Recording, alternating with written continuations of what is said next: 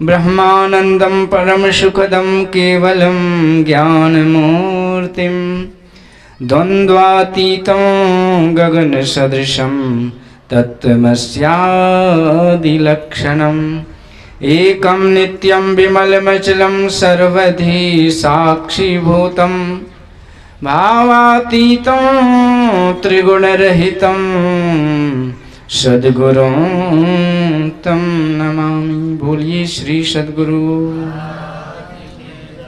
राम रावण का युद्ध हो रहा था, तो जो भगवान राम के रामादल के बानर भालू थे वो जय श्री राम बोलते थे। क्या बोलते थे?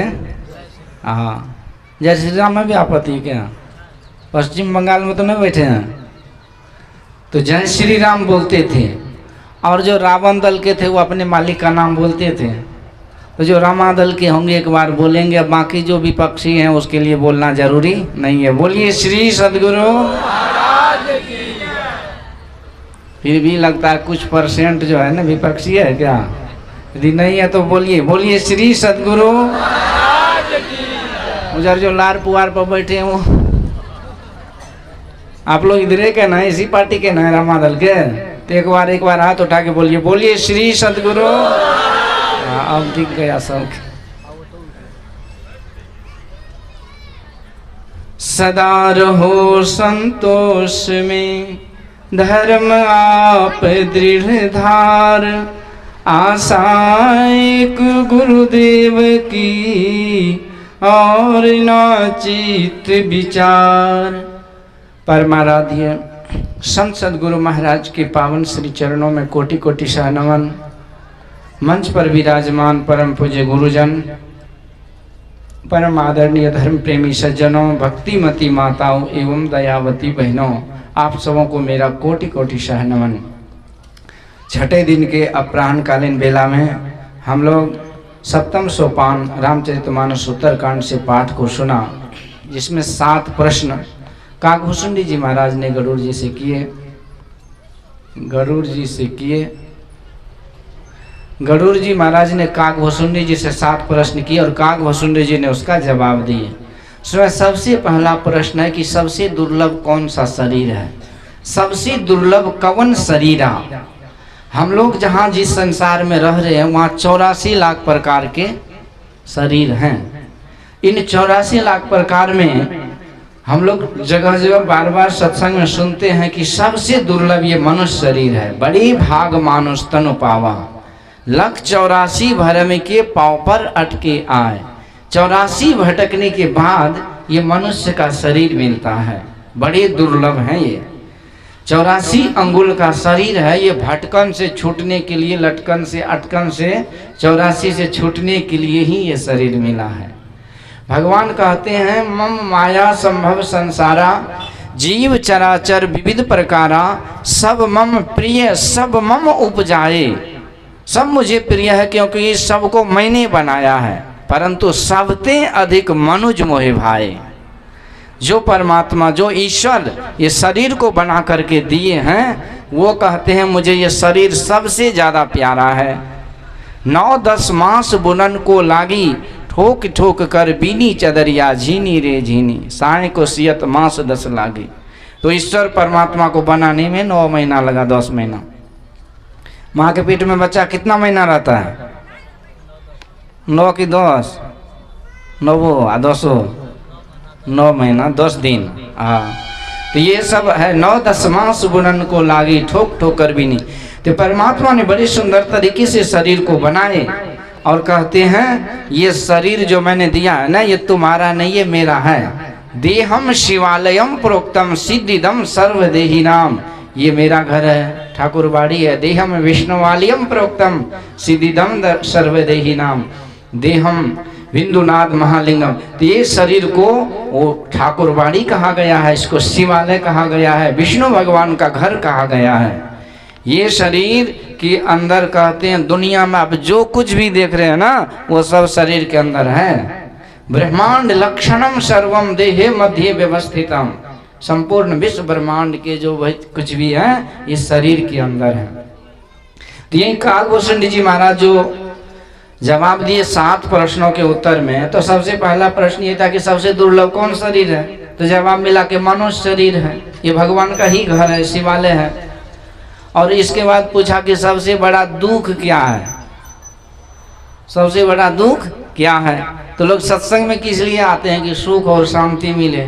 पढ़ाई किस लिए करते हैं, दुख मिले, सुख मिले, डिग्री मिले, नौकरी मिले और फाइनली पैसा मिले और सुख मिले। इसके बाद बिजनेस व्यापार किस लिए करते हैं, रुपया पैसा हो, बाप बड़ा न भैया सबसे बड़ा रुपया, रुपया होगा सुख हो जाएगा। लेकिन अंबानी जी एशिया के सबसे अमीर आदमी है, वो भी जब मंदिर में झाड़ू लगाते हैं बद्रीनाथ केदारनाथ में, तब उनको सुख मिलता है। तो दुनिया में सब एक ही लक्ष्य लेकर के चल रहे हैं कि हमको सुख मिले, और सुख के पीछे वो कुछ कुछ अपना आइडिया खोपड़ी में घुसा रखे हैं कि बेटा होगा तब सुख होगा, पोता होगा तब सुख होगा, घर होगा सब तब सुख होगा, बोर होगा तब सुख होगा, कन्या होगा तब सुख होगा, लोकन्या होगा तब सुख होगा, गाड़ी बंगला मकान दुकान होगा तब सुख होगा, हाई फाई स्टाइल में रहेंगे तब सुख होगा, डिग्री डिप्लोमा नौकरी चाकरी होगी तब सुख होगा। लेकिन सब कुछ होते हुए भी संत महापुरुष कहते हैं यही विधि सकल जीव जग रोगी, हर्ष शोक भय प्रीति वियोगी। सबसे बड़ा दुख सुख पाने के लिए लोग दुनिया में भटकते हैं। लेकिन 7वें प्रश्न जो मानस रोग का वर्णन किया गया उसमें कहते सब रोगी हैं, सब दुखी हैं। और उन सब दुखों में जो ज्यादा दुख है ना, वैसे तो संत महापुरुषों की परिभाषा अपने स्टाइल में अपने शैली में बोले। गुरु महाराज कहते सबसे बड़ा दुख क्या है, बोलो सत्संगी माता बहन सब अपने सबकी बहुमत है। पुरुष वर्ग तो दरलार पुआर गोठुला के बगल में बैठे हैं, 10 गो बाबा सब आ गए हैं, तो बहुमत में आप ही लोग है ना। गुरु महाराज जो बोले हैं कि सबसे बड़ा दुख है, तो कौन सा दुख है, सबसे बड़ा दुख आवागमन का है। आवागमन सम दुख दूजा है नहीं जग में कोई, इसके निवारण के लिए प्रभु भक्ति करनी चाहिए। पर यहाँ तुलसी बाबा कौन सा दुख कहते हैं, नहीं दरिद्र सम दुख जग माही। ये दरिद्री भी दुख है, ये दुख छूटेगा तभी आवागमन का दुख छूटेगा। हम लोग सत्संग में आते हैं लेकिन कुम्हड़ कदू कदीमा बेटा लोटा लोटी के चक्कर में ही आते हैं ना। ऐसी दीवानी दुनिया भक्ति भाव नहीं बुझे जी। कोई आवे तो दुख का मारा हम पर कृपा कीजिए जी, कोई करावे ब्याह सगाई सुनत गोसाई लीजिए जी, कोई आवे तो धन का मांगा भेंट रुपया लीजिए जी। तो सांचे का कोई ग्राहक नहीं, झूठे जगतपति जी कहे कबीर सुनो साधु नंदों को क्या कीजिए। कोवा दरिद्रो यस्य विशाल तृष्णा, दरिद्र दुनिया में कौन है, जो सबसे बड़ा दुख दरिद्री है। तो दरिद्र को है कौन, तो कहते हैं जिसके अंदर तृष्णा है, चाहना है, कामना है, इच्छा है, एक दिल लाखों तमन्ना, उस पर भी ज्यादा हविस, फिर ठिकाना है कहाँ उसको बिठाने के लिए। अब इतना लंबा चौड़ा लिस्ट है कि मांगते मांगते भूला जाते कि कौन सी मांगे कौन सी नहीं मांगे। तो इसीलिए मांगने में भी लफड़ा हो जाता है। कितनों भक्ति कीजिए, मांगने में गलती हो गया सब मेहनत पे पानी फिर जाएगा। एक बार एक बूढ़ा बूढ़ी और उसका एक बेटा था, वो तीनों मिलकर के भोला बाबा के मंदिर में चले गए ध्यान करने। सोचा जब तक भोला बाबा प्रगट होके वरदान नहीं देगा हम टस से मस होने वाले नहीं है। बैठे रहा ध्यान में, बड़ी देर तक ध्यान चलता रहा। पर भोले बाबा का नाम है आशुतोष, मतलब शीघ्र ही प्रसन्न हो जाते हैं। तो भोला बाबा प्रकट हो गए। तो आगे में जो बूढ़ी माता थी ना, तो मने मन पूरी पका रखी थी कि हमको क्या मांगना है। तो जैसे भोला बाबा प्रकट हुए और कहते हैं मांगो वरदान, तो बूढ़ी माता कहती है कि भोला बाबा हमको जो है ना 16 साल की दुल्हन बना दीजिए। भोला बाबा कहते एवं मस्तु। अब तो बूढ़ी माता जहाँ दांत पुत हिल रहा था, चेहरा पर ऊपर झुर्री था, अब एकदम टिप टॉप में आ गई, 16 साल की हो गई, एकदम चमक दमक वाली हो गई। और 16 साल की बहन जी सब यदि सज धज ले तो कितना सुंदर लगती है। तो वही हो गई 16 साल की दुल्हन। अब बूढ़ा बाबा माथा पीट रहे हैं कि हमको अब चूड़ा सत्तू कौन खिलाएगा, ये तो राजकुमारी बन गई, कोई लेके भाग जाएगा इसको। मैं तो गया काम से, बुढ़ी गई हाथ से, अरे माथा धुन रहे हैं। उसी बीच भोला हुआ कहते हैं कि तू भी किया है ध्यान, मांगो वरदान। तो बूढ़ा बाबा कहते हैं कि भोला बाबा हमको वरदान दीजिए कि मैं 16 साल का दुल्हा सरकार बन जाऊं। एवं अस्तु। अब बूढ़ा बाबा भी 16 साल के हो गए, जोड़ी लग गई ना, अब जोड़ी का जवाब नहीं हो। अभी 16 साल, अब वो 18 साल के हो गए, दुल्हा दुल्हन गजब की हो गई। अब बेटा था 24 साल का, वो भी ध्यान कर रहा था। अब वो माथा धुनने लगा कि बूढ़ा बूढ़ी तो दुल्हा दुल्हन बन गया, अब मेरा माँ बाप कौन होगा। बड़ा परेशान, बड़ी गुस्सा आई उसको कि देखो ये अपना चांदी काट लिया। तो भोला बाबा वहां भी आए, कहते तू भी मांगो वरदान, क्योंकि तू भी किया है ध्यान। तो उसका बेटा जो था ना, वो वरदान में क्या मांगा जानते हैं? उसको तो माथा खराबी था बूढ़ा बूढ़ी का करतूत देख के। तो वो बोला कि भोला बाबा हमको वरदान में यही दीजिए वरदान कि ये दोनों जो दुल्हा दुल्हन था ना, इसको फेरों से बूढ़े बूढ़ी बना दीजिए। अब फेरो दुल्हा दुल्हन बूढ़ा बूढ़ी खो खो ढो ढो करते निकल गए। भोला बाबा भी अंतर ध्यान हो गए। अब एक दूसरे का मुंह देख रहे हैं कि क्या मिला, कते गेलो कतो नहीं की भेला कुछ नहीं। यही है, जब हृदय में कामनाएं होगी, इच्छाएं होगी, तो भक्ति कौन करेंगे? हम तो मांगने की ही चक्कर में पड़े रहेंगे। एकादशी द्वादशी चतुर्दशी, दुर्गा माई की पूजा, भगवती माई की पूजा, भगवान की पूजा, जितने जो कुछ भी करते सब मांगने के लिए करते ना। दुर्गा पूजा में भीड़ जो होती, 9 दिन जो भूखे सूखे रहते, किस लिए? वही मांगने के लिए। मांगना का है, भक्ति तो मांगना नहीं है। 9 दिन खूब साधते हैं, जय दुर्गे जय दुर्गे। 10वें दिन जहाँ पारण हुआ, लाओ मुर्गे काम हो गया। तो ये भक्ति पूरी नहीं है। सच्ची भक्ति है कि हमारे अंदर सारी कामनाएं खत्म हो जाए। अर्थ न धर्म न काम रुचि, गति न चाहो निर्वाण, जन्म जन्म सिय राम पद, यही वरदान न आन। हे प्रभु, आपके चरणों की भक्ति मुझे मिलता रहे, बस इसी में सब सुख सब साधन है। संत मिलन सम सुख जग नाही, इससे बड़ा कोई सुख नहीं कि संतों का संग मिले। उद्धव जी महाराज ने कहा था कि हे प्रभु, जब मैंने आपके प्रेम नगरी वृंदावन में उन ब्रजवासियों की भक्ति को देखा, तो मुझे दुनिया में लगा कि भक्ति के बिना ये जीवन सोना है। इसलिए मुझे जब भी जन्म देना तो उस वृंदावन में ही देना, और यदि मनुष्य नहीं बनाना तो पशु पक्षी गुल्म लता औषधि बना करके भेज देना, ताकि आपके भक्त जब आपका गुणगान करता रहेगा तो उन पवित्र आत्मा भक्तों के चरण धूलि मेरे ऊपर पड़ता रहेगा और मैं धन्य धन्य होता रहूंगा। श्री सद्गुरु, ये असली वरदान है। तो संतों का संग मिले, ये सबसे बड़ा सुख है। और दरिद्री चला जाए, अथवा ये दरिद्री हमारे अंदर से चला जाए, तो ये दुख भी चला जाएगा। दरिद्री होता क्यों है? क्योंकि हमने कभी इस पर विचार नहीं किया। यदि हम समीक्षा करते ईश्वर के अनुकंपा की, तब हमें लगता है कि ईश्वर की बड़ी कृपा, तब दरिद्री चली जाती है। हम लोग माँ बाप को कभी जस दिए हैं? माँ बाप को कहते तो हमको बेकार पैदा करके यहाँ दुनिया में भेजा है, हम दूसरे घर में जन्म लेते तो बढ़िया होता, मेरे लिए कुछ नहीं किया। अब कहिए माँ बाप को जितना शक्ति था वो करवे किया, अब क्या करेंगे? वो अंबानी के टक्कर में थोड़ी पहुँच जाएंगे। जितना था कि कहते तुम हमको बेकार पैदा किया। अब छोड़िए, सबको अवजस देंगे ही, घर वाली को भी अवजस। फलाने घर में देखो कितना बढ़िया भोजन भाजन, झाड़ू चौका करती रहती है, तुम बैठी रहती हो, मोबाइल घुमाती रहती है। अब लोग मोबाइल का युग है तो कौन चीज़ करेंगे? वो सब मोबाइल पकड़े रहते हैं। कुछ ना कुछ अच्छा भी होता है, मोबाइल का यूज होता है, मिस यूज होता है। यूज कीजिए तो मोबाइल से बहुत कुछ आप पढ़ लिख सकते सीख सकते हैं। मिस यूज के तो मिस यूज करते जो करते वो करते हैं।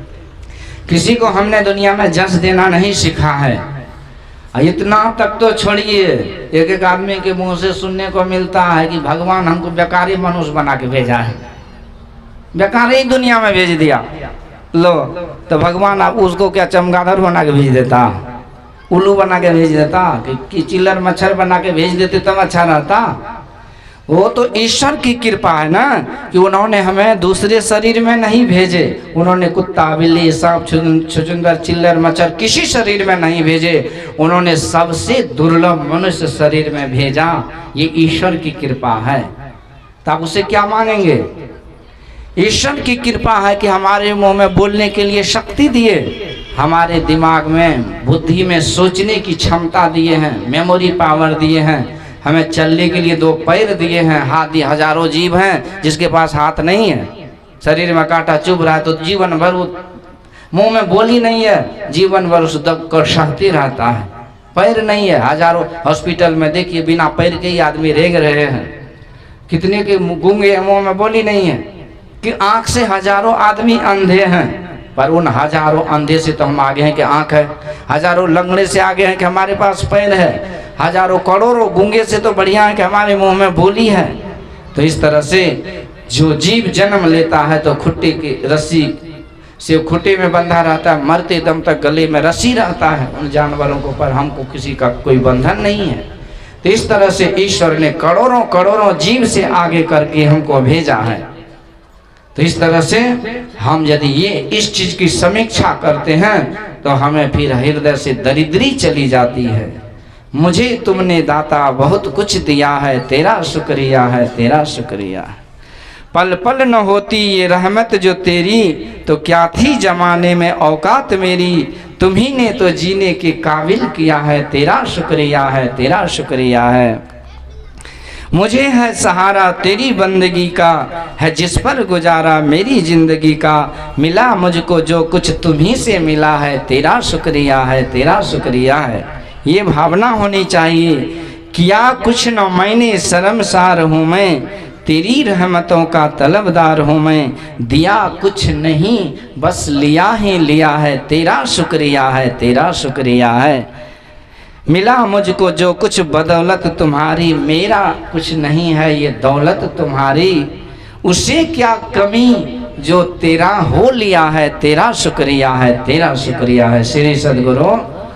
तो इस तरह से जब हम ईश्वर की कृपा की समीक्षा करते हैं, उसका चिंतन करते हैं, तो फिर हमारे अंदर से सारी दरिद्री चली जाती है। क्यों? क्योंकि मांगना कुछ नहीं है, उन्होंने सब कुछ दे दिया है। अब हमें करना क्या है? तो इन रोगों से छूटना है, मानस रोगों से छूटना है। ये दुख तो यही देता, रोग ही दुख देता है ना आदमी को। पहला सुख क्या है? प्रथम सुख निरोगी काया। Health is the greatest wealth for the human being, in fact for the all living organism. सारे जीवों के लिए उनका स्वस्थ रहना उसके लिए सबसे बड़ा सुख है। और ये भयंकर रोग, तन रोग से ज्यादा मन रोग काम खतरनाक होता है। जानते ही हैं कितने आदमी को कोई बीमारी नहीं है, कहते हमको शुगर है, किडनी, ये डायबिटीज है, ये है, वो है, कहीं कुछ नहीं है, मेंटल है।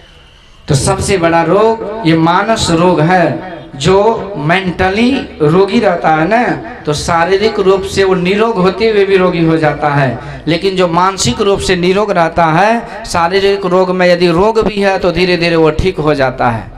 तो मनोबल बहुत काम करता है। इसलिए हम लोगों को हर चीज़ को डॉक्टर साहब के ऊपर नहीं छोड़ देना चाहिए कि वहीं कुछ जो सर्दी खांसी होता है वहाँ पहुँच जाते हैं। आजकल वहाँ जानवे करते हैं, 5 गो रिपोर्ट जांच लिख देते हैं, 5 गो जांच में तो आँच लग जाता है। 5000 जहाँ खर्चा हुआ कि सर्दी अपने भाग जाता है। इसी को मेंटल रोग कहते हैं। तो इसीलिए संत महापुरुष कहते हैं शारीरिक रूप से कोई खास रोग नहीं होता है। बहुत रोग ऐसे हैं जो हमारे खान पान दिनचर्या खराब होने के कारण होते हैं। एकदम मुँह बाप के हटा के तरह सोए रहते 9 बजे तक, रोग नहीं होगा। और सुबह के उठ करके 1 लोटा चाय ढाक लेते हैं, रोग नहीं होगा। इस तरह से खाने पाने में भी देखिए वहाँ बम्मा बिक रहा है, चाउमीन बिक रहा है, सिंघारा बिक रहा है, चॉकलेट बिक रहा है, वो सब खाने का चीज़ है। अब वो लोग भी सोचेगा कि बाबा मेरे पीछे पड़े हैं, आज खा लीजिए लेकिन कल से नहीं खाना। ये सब चीज़ खाने का नहीं, घर का चीज़ खाइए। दूध दही मक्खन मेवा मिष्ठान साग सब्जी। जो सलाद खाता रहेगा वो उसको मोटापा नहीं आएगी। जितने भी प्रकार के शुगर डायबिटीज बीमारी है वो भी देखते देखते ठीक हो जाता है। योग क्रिया कीजिए, प्राणायाम कीजिए, और इसके बाद बहुत सारे आसन के जो अंग है उसको करते रहिए। शरीर स्वस्थ रहता है बिल्कुल, पर मन का रोग जल्दी नहीं जाता है। इसलिए हम लोगों को मन के रोग से भी बचना चाहिए। ये मन का रोग, ये उसके लिए सद्गुरु रूपी वैद्य जब आते हैं और जब सही जड़ी मिलता है तब जाके होता है। लेकिन बहुत सारे जो तन के रोग हैं उसको अपने दिनचर्या बदलने से हो जाता है। जैसे दांत है तो दांत हिलने लगता है, दांत टूट जाता है। बच्चे का भी देखिए दांत झड़ जाता है। तो क्यों दांत टूटता है? क्योंकि कोलगेट ब्रश जो 3 बार घिस लेते हैं, चौवा मसूड़ा खा जाता है, दांत ऐसे झड़ जाता है। कुछ वो खाते हैं पचता नहीं है, क्यों? क्योंकि जता ही खराब हो गया ना। इसीलिए फैशन को हटाइए, बढ़िया बबूल का, नीम का, बांस का भी दतमन कीजिए। इतना गजब का कुछ चीज होता है कि 5 मिनट कीजिए, दांत एकदम, सेब को एकदम गर्दा उड़ा दीजिएगा। लेकिन आजकल सेबों में दांत हिलने लगता है। इसलिए दांत मजबूत हो, चलने से पैर मजबूत, शरीर मजबूत, दौड़ने से लीवर ठीक रहता है, खून ब्लड सर्कुलेशन होता है, शरीर समांग ठीक रहता है। ये सब कुछ रोग है जिससे आप बच सकते हैं अपने प्रिकॉशन के द्वारा। बाकी रोग के लिए बाकी रोगों से बचने के लिए सदगुरु वैद्य वचन विश्वास। और सब रोग लेकर के जाएंगे गुरु महाराज के पास तो सब रोग का वो हिसाब तो बताए हैं ना कि खान पान को प्रथम समारो तब रस रस अवगुण सब मारो। खान पान सही रखिए। एगो माता जी को दांत हिल रहा था, चले गए डॉक्टर के पास। पहले मेरे पास आए कि बाबा आशीर्वाद दीजिए। मैं बोला जाओ बढ़िया डॉक्टर को दिखाना। अब पता नहीं कहाँ कहाँ चली गई वो। अब उधर से एक पॉलीथीन वो टेबलेट कैप्सूल लेकर के आई, एकदम मुंह लटकल था। मैं पूछा की भेलो, दांत उखड़ला है? माता जी बोली की कहिए बाबा, जे चौवा हिले रहे वो हिलते छे, डॉक्टर दूसरे दांत घींच ललके। एक आदमी बोला हमरा दया घुटना में दर्द था, बाया घुटना का ऑपरेशन कर दिया। तो आपको जब अकल नहीं होगा, अकल से पैदल रहिएगा तब तो उसकी दुकानदारी चलवे न करेगी। पर ठीक है, जो सीरियस रोग है उसके लिए कुछ दवाई भी जरूरी है। तो सदगुरु के भक्ति लीजिए। रघुपति भगति सजीवन मूढ़ी, अनुपान श्रद्धा मति पूरी। परम प्रभु परमात्मा की प्राप्ति के लिए जो जड़ी मंत्र दिए जाते हैं उसको असली जड़ी कहते हैं। तो गुरु ने मोहे दिन्हों अजब जड़ी, उस जड़ी के खाने से ये सब विकार मर जाते हैं। जितने विकार है ना उसी को ना रोग का संज्ञान दिया गया। विस्तार से आप पाठ सुने ही हैं। तो सारे विकारों को मारने वाले गुरु के ये मंत्र रूपी जड़ी होते हैं। इसके सूंघने से ये सब बेहोश हो जाते हैं, मर जाते हैं। ये सब तरह के विकार को खत्म करते हैं। गुरु मंत्र अति परम लघु, जासु बस विधि हरिहर सुर सर्व। वो छोटे मंत्र होते पर उसके बस में सब होते हैं। मंत्र अधिनाथ देवता। इसलिए उस मंत्र को लीजिए। जो लिए हैं उसको जपते रहिए, जो नहीं लिए हैं सोचिए मत कि अगला साल फेरो हेते तो देखबै कौन चीज। समय का कोई हिसाब रहता है? आज पिछले ध्यानाभ्यास में जो समय था वो अभी नहीं है, जो आगे होगा वो जो अभी है वो आगे नहीं होगा। इसलिए जो आप हम सोचते हैं कि आगे अच्छा समय होगा, ऐसा कोई गारंटी नहीं है। आगे हो सकता है इससे भी खराब हो। कोई जानता था कोरोना की बीमारी होगी? तो ऐसे से कौन कौन बीमारी कहाँ फैलती है, क्या से क्या बदलाव संसार में आता है। इसलिए संत महापुरुष कहते हैं, नह बालक नह यौवने नह वृद्धि कछु वंद, वह अवसर नहीं जानिए जब आए परे जम फंद। इसलिए काल करे सो आज कर, सब ही साज तेरे साथ। काल काल तुम क्या करे, काल काल के हाथ। इसलिए काल पर नहीं टालना चाहिए। शुभ काम को सुबह से शीघ्रम, काल करे सो आज कर, आज करे सो अब, पल में प्रलय होएगा बहुरी करेगा कब। इसलिए दीक्षा शिक्षा लीजिए, एकदम लाभ ही लाभ होगा, घाटा कुछ नहीं होगा। कोई साइड इफेक्ट, कोई रिएक्शन नहीं। जन्म जन्म की पूंजी पाई, जग में सभी खोवायो, पायो जी मैंने राम रतन धन पायो। जब जेबी में पैसा रहता है ना तो बड़े बड़े जगह में उसका हाई फाई सोसाइटी में भी सम्मान होता है। सब जगह उसको पूछते हैं। मुकेश अंबानी जी का बेटा का विवाह होने वाला अभी हुआ नहीं है, केवल छका छकी चला और उसमें 1000 करोड़ रुपया खर्च कर दिए। कितना? 1000 करोड़। और उसमें गए कौन? सब पैसे वाले गए। तो आखिर पैसा था तब न सम्मान हुआ। इसी तरह देवताओं के स्वर्ग में, बड़े बड़े सभा में, बड़े बड़े विद्वानों के बीच में, बड़े बड़े लोकांतर में, जहाँ भी ये पुण्यात्मा जाते हैं, तो जैसे धनवान व्यक्ति जब धन कमा के अपने घर आते हैं तो उसके घर वाले, परिवार वाले अथवा कोई मेडल जीत करके आते हैं तो देश समाज के लोग जैसे पुष्प वर्षा करके उसका स्वागत करते हैं, ऐसे पुण्यात्मा जो होते हैं, जो भक्ति रूपी धन को कमा करके उपार्जन करके जीवन में धनवान बन के रहते हैं, उसका सम्मान तीनों लोकों में, लोकांतर में, जन्म जन्मांतर तक में होता रहता है। इसलिए इस धन का उपार्जन करते रहना चाहिए। इन धन को कमाने में यही गुरु दीक्षा जरूरत होता है, सत्संग जरूरी होता है।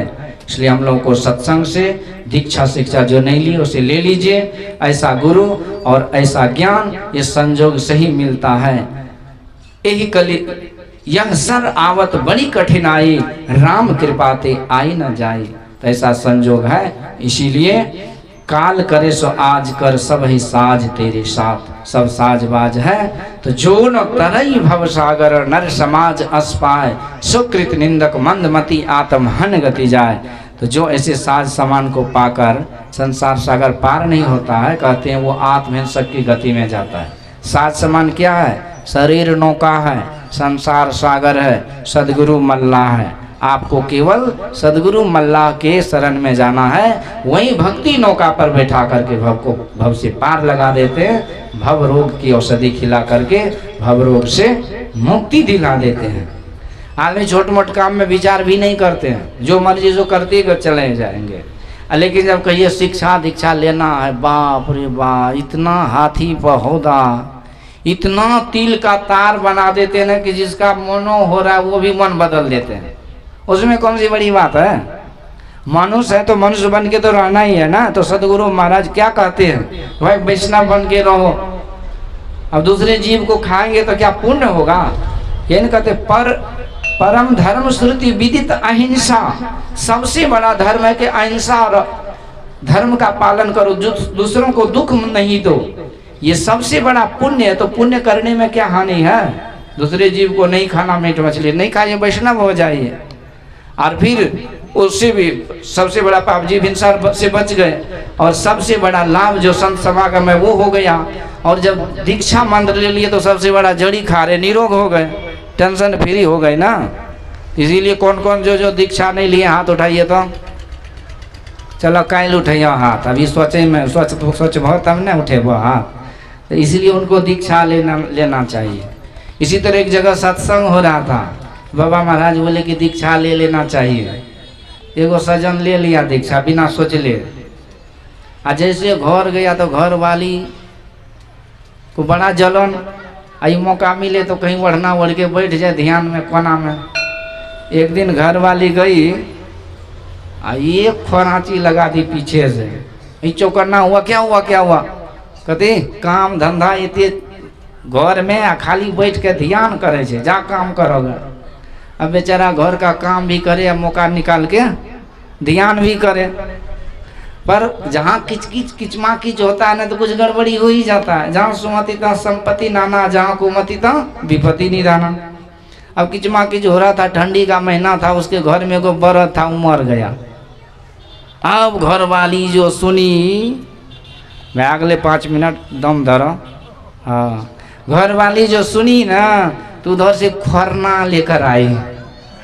बैठे थे ध्यान पर, पीछे से इतना जोर से खरांची मारा, चौकन्ना हो गया। है क्या हुआ क्या हुआ?